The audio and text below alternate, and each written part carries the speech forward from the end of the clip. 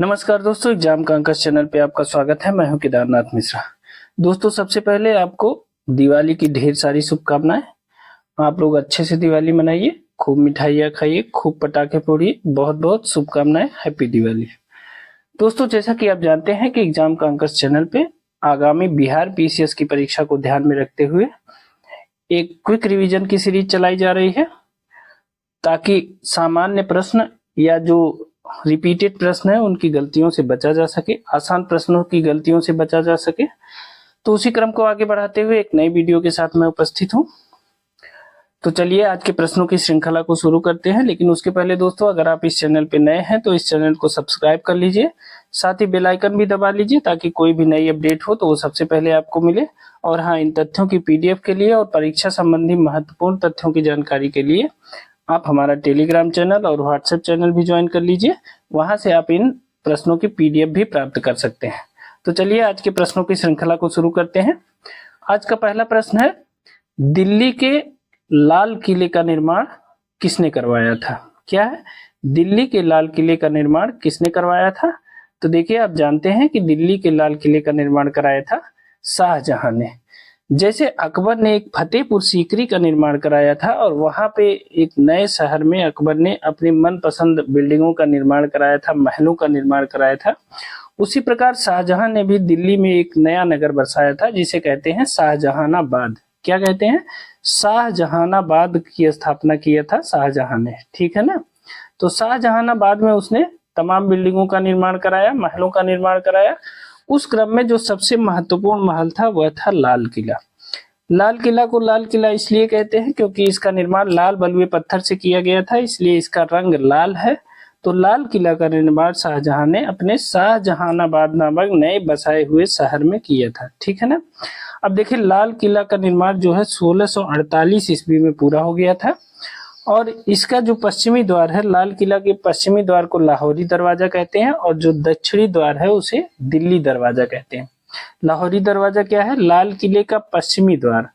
पश्चिमी द्वार है लाल किले का, जो पश्चिमी द्वार है उसे लाहौरी दरवाजा कहते हैं और जो उसका दक्षिणी द्वार है उसे दिल्ली दरवाजा कहते हैं। ठीक है ना? तो यह महत्वपूर्ण है। दिल्ली के लाल किले का निर्माण किसने कराया था? शाहजहां ने कराया था। चलिए नेक्स्ट देखते हैं।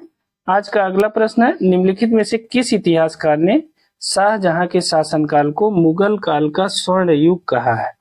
किस इतिहासकार ने शाहजहां के शासनकाल को मुगल काल का स्वर्ण युग कहा है? तो एएल श्रीवास्तव या आशीर्वादी लाल श्रीवास्तव एक इतिहासकार हैं और इन्होंने शाहजहां के काल को स्वर्ण काल कहा है, मुगल काल का स्वर्ण काल कहा है। ठीक है ना? चलिए अगला क्वेश्चन देख लेते हैं। आज का तीसरा प्रश्न हमारा, पटना के 1857 के स्वतंत्रता संग्राम के नेता थे। आपको बताना है कि पटना के 1857 के स्वतंत्रता संग्राम के नेता कौन थे? तो वह थे राजपूत कुंवर सिंह। ठीक है? बिहार पीसीएस के लिए कुंवर सिंह का नाम बहुत इंपॉर्टेंट है। इनसे संबंधित कई प्रश्न पूछे जाते हैं।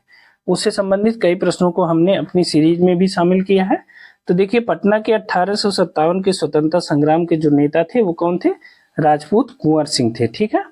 नेक्स्ट देखते हैं। 1857 के विद्रोह का बिहार में 15 जुलाई 1857 से 20 जनवरी 1858 तक का जो केंद्र था वो कौन था? वो जगदीशपुर था।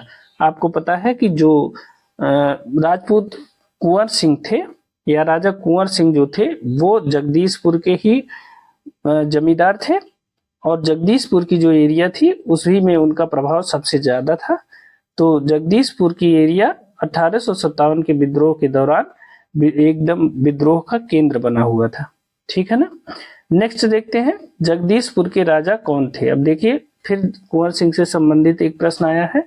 तो जगदीशपुर के जो राजा थे वो कौन थे? वो कुंवर सिंह थे। ठीक है?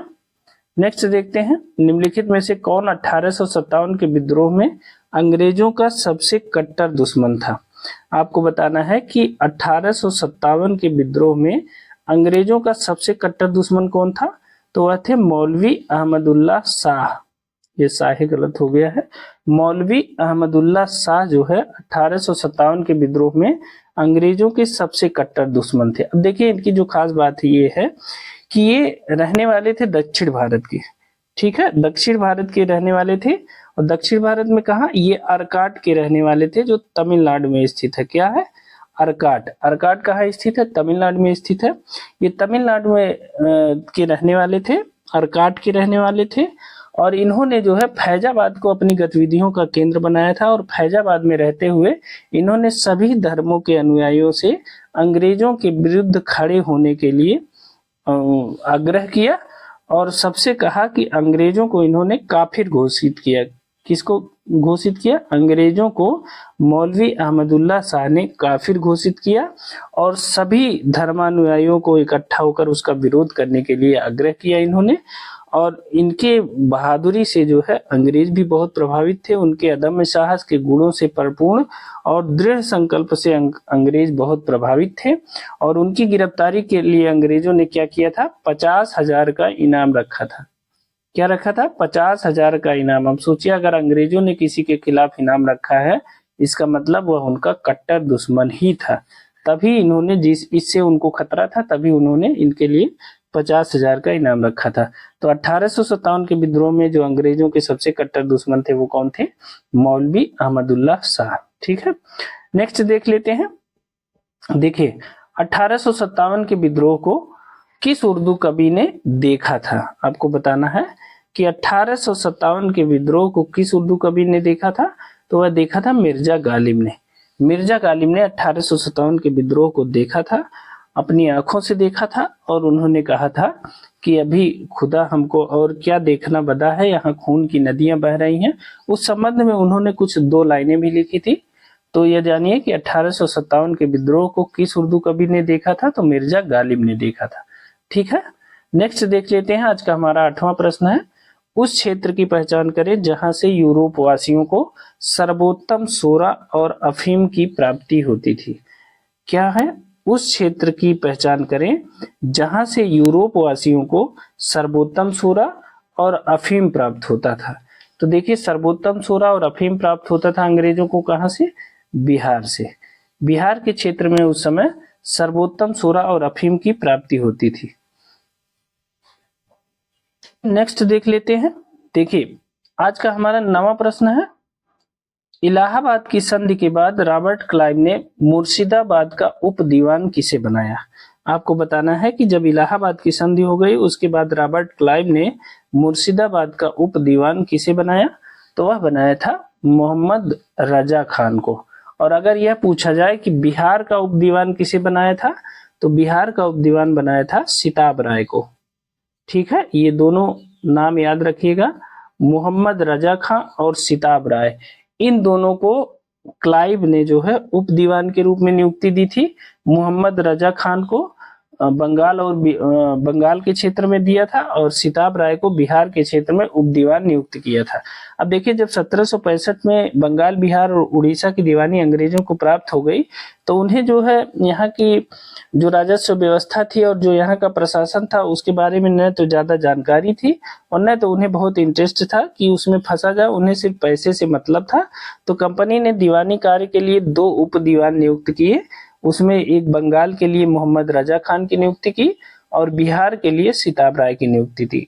और इन्हीं दोनों के माध्यम, ये उपने नाजिम के रूप में भी काम करते थे और इन्हीं के माध्यम से जो है अंग्रेज कर को इकट्ठा करने का कार्य करते थे। ठीक है, तो इलाहाबाद की संधि के बाद रॉबर्ट क्लाइव ने मुर्शिदाबाद का जो उप दीवान बनाया था वो मोहम्मद रजा खान को बनाया था और बिहार का जो बनाया था उसे सिताब राय को बनाया था। ठीक है, अब देखिए नेक्स्ट देखते हैं। मुंगेर का एक विद्रोह है जिसे बरहिया ताल विरोध कहते हैं। कहाँ का? मुंगेर का एक विद्रोह है जिसे बरहिया ताल विरोध कहते हैं। इसका उद्देश्य बताना है आपको। तो इसका उद्देश्य था बर्खास्त भूमि की वापसी की मांग करना। ठीक है ना, तो जो बरहिया ताल विरोध का उद्देश्य था उसे बर्खास्त भूमि की वापसी की मांग करना था। ठीक है ना, इस प्रश्न को ऐसे ही याद रखिएगा। अगर पूछा जाएगा तो बर्खास्त भूमि की वापसी ही उसमें ऑप्शन रहेगा। तो मुंगेर का जो बरहिया ताल विरोध था वह बर्खास्त भूमि की वापसी से संबंधित था। ठीक है, अगला देख लेते हैं। अंग्रेजी शासनकाल में भारत का कौन सा क्षेत्र अफीम उत्पादन हेतु प्रसिद्ध था? अंग्रेजियों के काल में भारत का कौन सा क्षेत्र अफीम उत्पादन हेतु प्रसिद्ध था? तो वह था बिहार। अंग्रेजों के समय में बिहार के क्षेत्र में अफीम की खेती की जाती थी और वहां जो है सर्वोत्तम श्रेणी का अफीम प्राप्त होता था। तो अंग्रेजों के समय में अफीम के उत्पादन हेतु सबसे प्रसिद्ध स्थल था बिहार। ठीक है, नेक्स्ट देख लेते हैं। अंग्रेजों की भारतीय सेना में चर्बी वाले कारतूसों से चलने वाली एनफील्ड राइफल कब शामिल की गई? जब अंग्रेजी भारतीय सेना में चर्बी वाले कारतूसों से चलने वाली एनफील्ड राइफल कब शामिल की गई थी? तो यह शामिल की गई थी दिसंबर 1856 में। दिसंबर 1856 में अंग्रेजों ने क्या किया, जो पुरानी लोहे की बंदूक थी जिसे क्या कहते थे, ब्राउन बेस, जो पुरानी बंदूक थी उसका क्या नाम था, उसका नाम था ब्राउन बेस। तो ब्राउन बेस को हटाकर उसकी जगह पे एनफील्ड राइफल का प्रयोग किया गया और दो चार स्थल थे जैसे डमडम था, अंबाला था, सियालकोट था, इन जगहों पर इस राइफल का प्रायोगिक रूप में सबसे पहले दिया जाना था। तो ब्राउन बेस के बाद दिसंबर 1856 में एनफील्ड राइफल की एंट्री होती है अंग्रेजी सेना में। लेकिन उसमें क्या हुआ कि जब इसमें बंदूक में गोली भरी जाती थी उसके पहले उसके मुंह को दांत से काट के निकालना पड़ता था।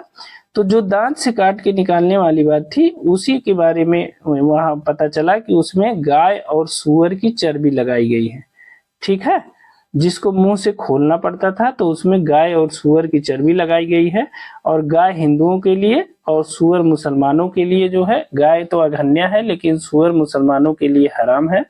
तो ऐसे समय में जो है इसका जब एनफील्ड राइफल आती है तो इन दोनों के बारे में जानकारी मिलती है कि उसके गोली भरने के पहले उसको जो काटना पड़ता था वहां पे गाय और सूअर की चर्बी लगाई गई है। इसी को लेकर विद्रोह हो गया और उसी समय इसका 1857 के विद्रोह का जो मूल कारण था वो यही गाय और सूअर की चर्बी थी। ठीक है, तो एनफील्ड राइफल का जो प्रयोग हुआ सबसे पहले अंग्रेजी सेना में शामिल हुई, वो कब शामिल हुई? दिसंबर 1856 में।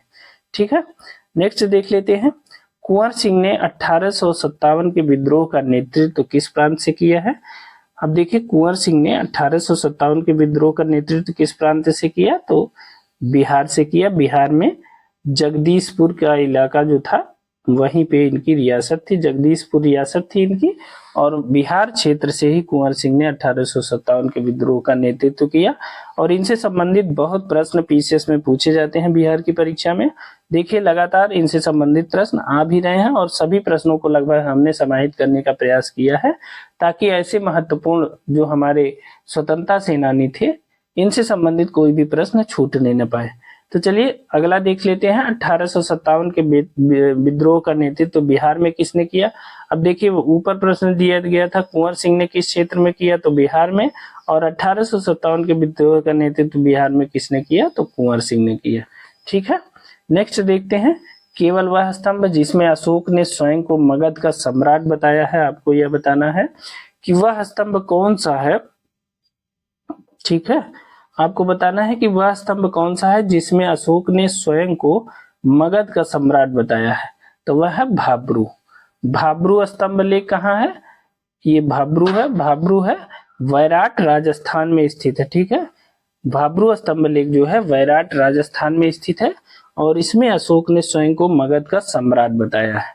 ठीक है, और इस अभिलेख से यह भी प्राप्त होता है कि अशोक ने बौद्ध धर्म को ग्रहण किया है। आपको यह भी पता होना चाहिए कि इसी भाब्रू स्तंभ लेख से भी यह भी पता चलता है कि अशोक ने बौद्ध धर्म को ग्रहण किया था। ठीक है, तो जिसमें अशोक के स्वयं का नाम पता चलता है वह भाब्रू स्तंभ लेख है, वैराट राजस्थान में स्थित है। ठीक है, अब देखिए नेक्स्ट देखते हैं।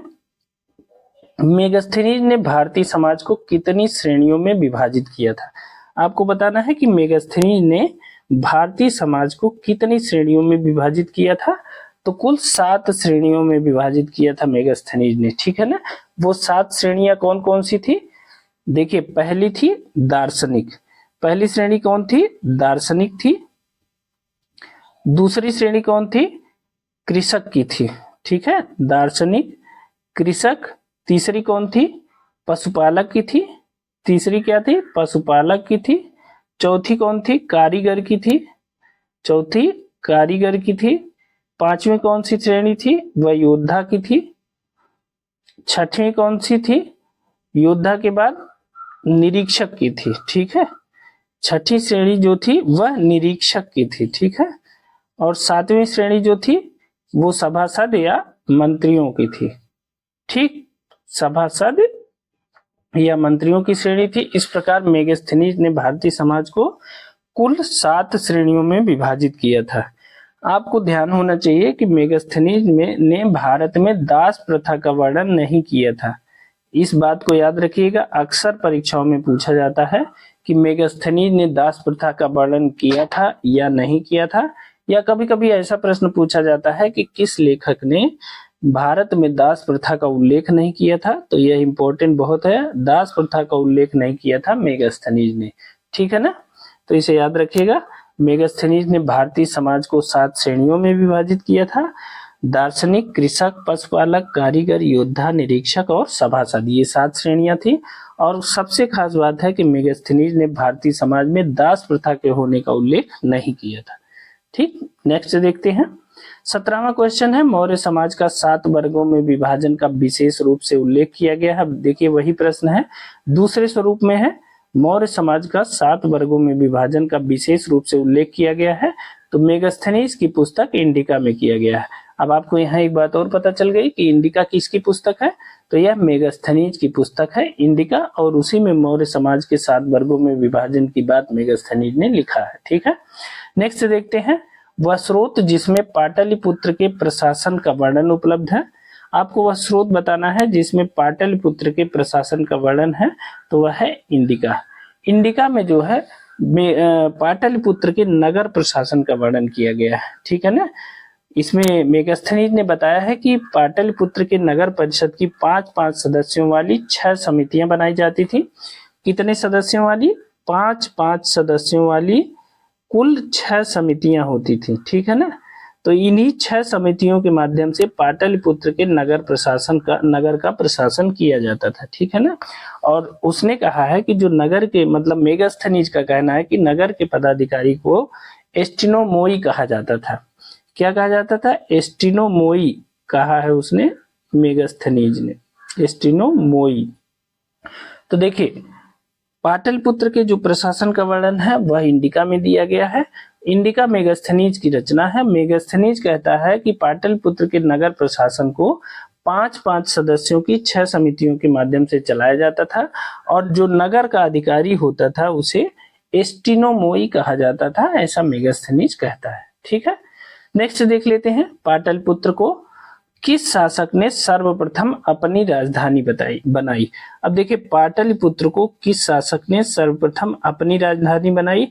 अब देखिए इसमें दिया है चंद्रगुप्त मौर्य, जो आपको लग रहा होगा कि गलत है, लेकिन जिस प्रश्न में यह ऑप्शन आए हुए हैं उसमें उदयन का उल्लेख नहीं है, ठीक है। तो अजात शत्रु के पुत्र उदयन ने सर्वप्रथम पाटलिपुत्र नगर की स्थापना की थी, और उसी ने उसे अपनी राजधानी बनाया था। लेकिन ऑप्शन में उदयन नहीं है, ऑप्शन में है कनिष्क है, चंद्रगुप्त विक्रमादित्य है, अशोक महान है और चंद्रगुप्त मौर्य है।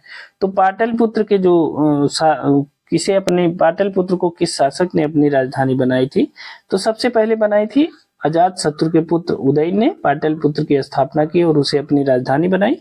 लेकिन चूंकि यह विकल्प में नहीं है तो सबसे नजदीकी विकल्प है चंद्रगुप्त मौर्य, ठीक है ना। आप इन दोनों तथ्यों को याद रखिएगा। अगर उदयन विकल्प में नहीं है तो जो नजदीकी विकल्प होगा उसे आप उत्तर के रूप में चुनिएगा, ठीक है। नेक्स्ट देखते हैं, और आज का आखिरी प्रश्न है, कला की गांधार शैली निम्न में से निम्न समय में फली फूली। आपको बताना है कि जो कला की गांधार शैली है वह किसके समय में फली फूली। तो आपको पता होगा कि कुषाणों के समय में 2 शैलियां थी कला की, एक गांधार शैली और दूसरी मथुरा शैली, ठीक है। जो गांधार शैली थी यह मुख्यतः यूनानी कला से बहुत प्रभावित थी, ठीक है, यूनानियों से बहुत प्रभावित थी। तो दोनों शैलियों का जो उद्भव होता है वो कुषाणों के समय में होता है। तो कला की गांधार शैली किसके समय में फली फूली? कुषाणों के समय में। तो गांधार और मथुरा, अगर पूछा जाए कि कला की मथुरा शैली किसके समय में फली फूली आगे बढ़ी, तो वह कुषाणों के समय में। तो गांधार कला और मथुरा कला, इन दोनों कलाओं का जो विकास होता है वह कुषाणों के समय में होता है, ठीक है। तो दोस्तों ये थे हमारे आज के 20 प्रश्न। ये आपको कैसे लगे हमें कमेंट करके जरूर बताइएगा। और हाँ, अगर आप इन तथ्यों की पीडीएफ चाहते हैं तो उसके लिए आप हमारा टेलीग्राम चैनल और व्हाट्सएप चैनल ज्वाइन कर लीजिए। वहां पे इन तथ्यों की पीडीएफ उपलब्ध है, वहां से आप इसे डाउनलोड कर सकते हैं। उसका लिंक हमने डिस्क्रिप्शन बॉक्स में दे दिया है। और दोस्तों, अगर आप इस चैनल पे नए हैं तो इस चैनल को सब्सक्राइब जरूर करिए, साथ ही बेल आइकन भी दबा लीजिए ताकि कोई भी नई अपडेट हो तो वो सबसे पहले आपको मिले। आज दीपावली है तो आप सबको दिवाली की ढेर सारी शुभकामनाएं और दीपक की रोशनी की तरह आपका कर्तव्य पथ और आपका जीवन भी आलोकित होता रहे। तो इन्हीं शुभकामनाओं के साथ आज के लिए इतना ही। बहुत बहुत धन्यवाद।